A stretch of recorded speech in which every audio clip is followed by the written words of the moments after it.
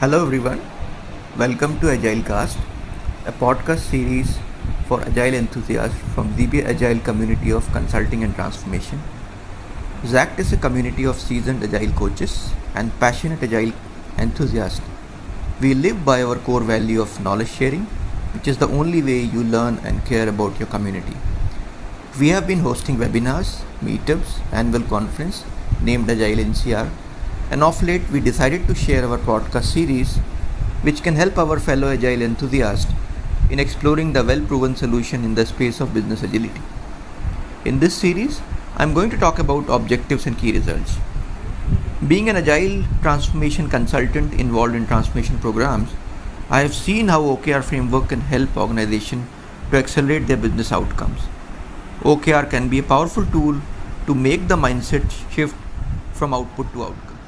As we aspire for greater impact, success should be defined with business outcomes. OKRs do this by defining success as we want to achieve strategically for the organization, which are outcomes, rather than what we want to achieve tactically in the form of output. Objective and key results is a methodology for setting, communicating and following goals and results in organization. To start with, let's discuss about some of the problems we have faced with traditional feature factory mindset. Some of the common problems are team building features rather than solving problems of the customer. Too much focus on triple constraint, which are scope, schedule and cost. Lack of focus on customer value. Teams celebrating success by delivering output rather than outcomes. Success is measured by how many features are shipped by a team in a given time frame. Lack of alignment with organization strategy. This left to right approach of product development results in a lot of waste in the form of unused features or functionality by the end customers. Some of these features or functionality are never being used by the end customers. Team focuses on tactical work which is not aligned with the overall enterprise strategy. This is where OKRs can play a significant role to bring the radical focus of teams to deliver most valuable thing and maximize the impact on business. Objectives and key results is a methodology for setting, communicating and following goals and results in an organization. OKRs were first introduced and developed by Andrew Grove at Intel. It became a popular tool in 1999 when John Doerr convinced Google to implement it, and it is being used successfully till date. Organizations like Twitter, Facebook, LinkedIn and Oracle have used OKRs effectively to achieve their strategic goals. Let's discuss more about attributes of OKRs. Objectives are the what's. What is the benefit to the user? Why should I care? It reflects a high-level strategy and the problem space. Objectives are expressed in the form of goals and intent. Objectives are qualitative in nature. Objectives are aggressive and ambitious, yet realistic. Objectives must be tangible and unambiguous. It should generate value to the team and the respective organization. Objectives are actionable by the team, and objectives are independent as much as possible. Key results are the how part. How we will know if we have achieved the objectives. Key results determine what success is for the objectives. Key results are expressed in the form of measurable milestone, which if achieved will advance the objectives in a useful manner to their constituents. Key results must describe outcomes, not activities. Key results must include the evidence of completion. Key results should determine success. Key results are mostly positive, and key results should be graded by the team. It is recommended to have 1 to 3 objectives and 2 to 4 key results for each objective. OKR should keep the team laser focused. OKR comes with 4 set of superpowers, which are: number 1, focus. OKR helps us to commit to priorities, choose what matter most for a team. Superpower number 2, alignment. OKR helps us to align with multiple teams and with the overall organization strategy. Superpower number 3, tracking. OKRs helps us to monitor progress and course correct whenever required. Superpower number 4, stretch. OKR empowers us to achieve the seemingly impossible target. There are three major steps in OKR life cycle. Number one, create and align. Team develops OKRs and syndicate with all necessary stakeholders as needed. Then team shares progress, respond to changing priorities during the check-in meetings, and then at the end, team reflects on the past quarter OKRs and move forward. Let us discuss some of the examples of OKR.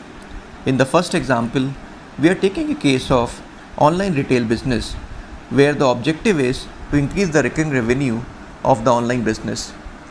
What are some of the key results which will help the team to determine the success of the objective? Key result number one is to increase the number of premium subscription to 1 million no later than December 31st. Key result number two, average subscription size of at least $200 per month. Key result number three, reduce churn rate of users to 1%. As you can see, all the key results are outcome driven. These are not task or list or the outputs, and all the key results are helping the team to reach their objectives, which is to increase the recurring revenue of the online retail business. In the second objective, let's talk about the health related goal, which are critical for us as an individual. So the objective here is to become healthier to achieve our career goals. What are some of the key results which would determine the success of this objective? Key result number one, reduce number of sick days or leaves by 50% by end of quarter 4. Key result number 2, increase productive hours at work by 20% at the end of quarter 4. And key result number 3, reduce healthcare expenses by 30% at the end of Q4. Again, as you can see, all the key results are outcome driven, and these are helping us to achieve our objective. Let us talk about the third objective, which is about a team. And the objective is to develop a customer focused, self-organized, high performing team. What are some of the key results which would determine the success of this objective? Key result number 1, achieve CSAT or NPS score of greater than 4 by end of next quarter. Key result number 2, improve cross-functional skill metric score of team from X to Y by end of next quarter. And key result number 3, enhance psychological safety in the team from X to Y by end of next quarter. Let us take an example of internal employee engagement, where the objective is to improve overall internal employee engagement. What can be some of the key results to achieve this objective? Key result number 1, average monthly employee satisfaction score of at least 4 out of 5. Key result number 2, implement OKRs in all the teams and departments by end of next quarter. Key result number 3, improve cross-functional skill matrix score of team from 2 to 3. There are certain tips, best practices we need to remember while defining OKRs. Some of the do's which we need to remember while writing OKRs. Be bold when defining your OKRs. Incorporate OKRs to your daily routines. Make OKRs public and visible. Avoid on-the-go revisions or changes. Be prepared to miss OKRs every period. Start small, then expand it to involve the entire organization, and then adapt it. What are some of the don'ts which we need to remember? Don't use OKR as core performance evaluation bonus definition mechanism. Don't define too many OKRs. Don't include tasks as your OKRs.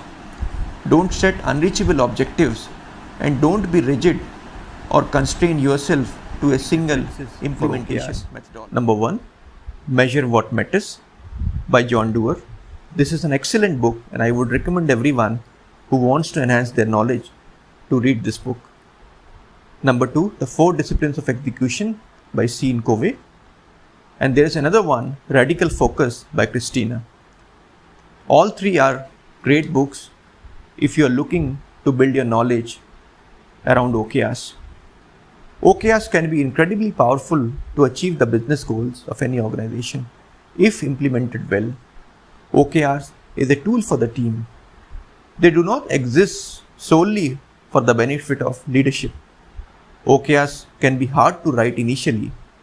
They get better with time and practice. Thank you.